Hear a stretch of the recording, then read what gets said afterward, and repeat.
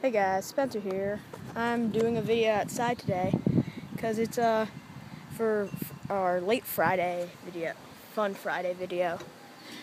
Because it's a nice day in northern Illinois. But yeah, I'm putting this out late because like a week ago, I didn't have time to make the Fun Friday or the Friday video because we had a block party, and so I didn't have time to do it. And then this Friday I was at a sleepover with friends, and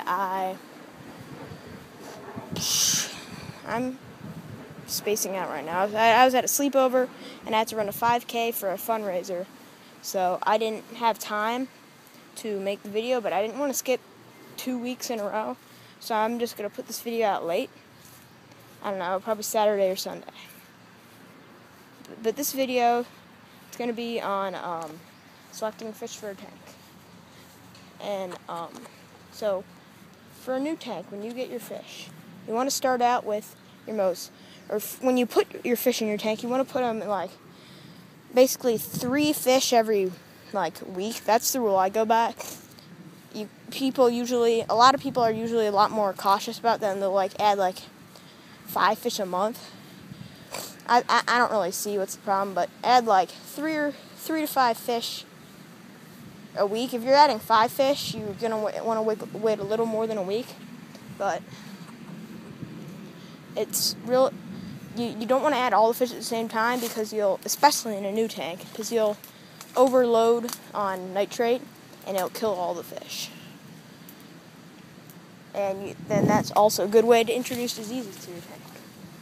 And also, what you want to do is add your most peaceful fish first, because when you add always add your biggest, most aggressive fish that's going to be the boss of the tank last. Because the peaceful fish that you're adding to the tank, if you already have an aggressive fish in it, they're not going to know where the aggressive fish's territory is, and by then the aggressive fish will probably have claimed the whole tank. So he'll kill those peaceful fish or bully them really badly.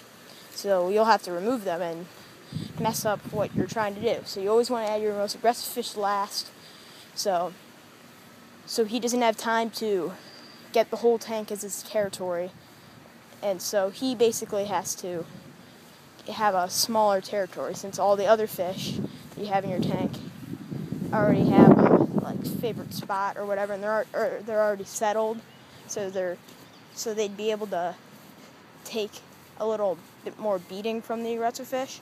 And this applies to all tanks, not just cichlids or saltwater, which I'm excited for setting up. I'll be setting that up pretty soon. I'll have it started and have my first fish probably late July, which will be awesome. So yeah, but it applies to all tanks, basically every single tank. Even if you don't think you're gonna have much of a problem with a beta and some tetras, here's my dog. But you're still gonna want to add you still probably want to add the beta last. That's probably not a good example since both fish aren't really that aggressive, but yeah, you're gonna want to do that.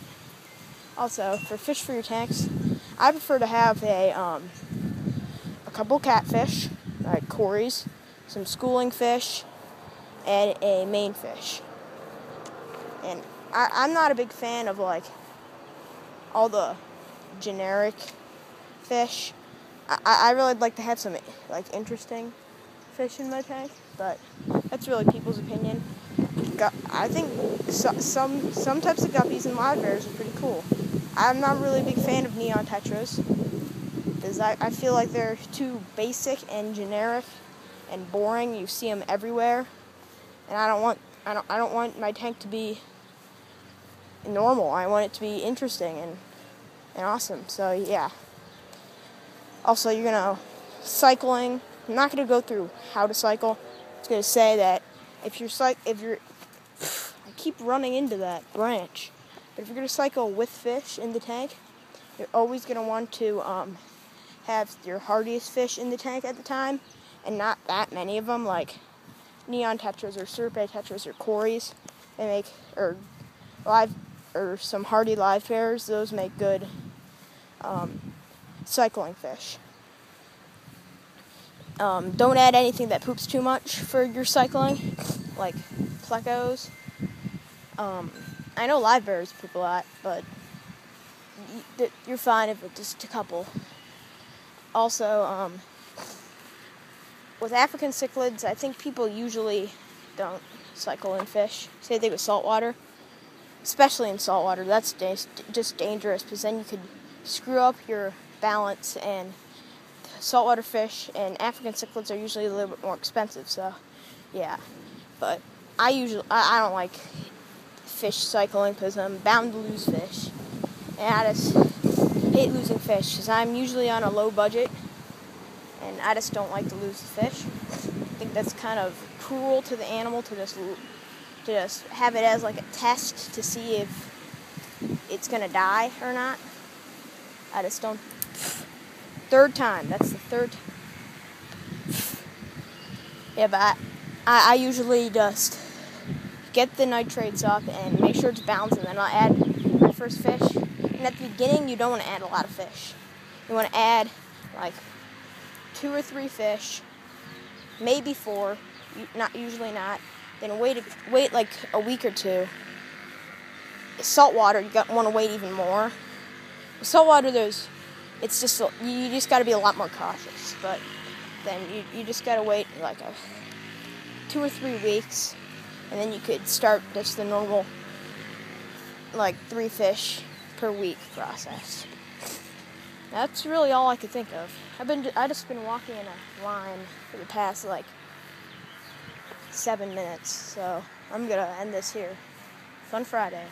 Late Fun Friday. See you guys later.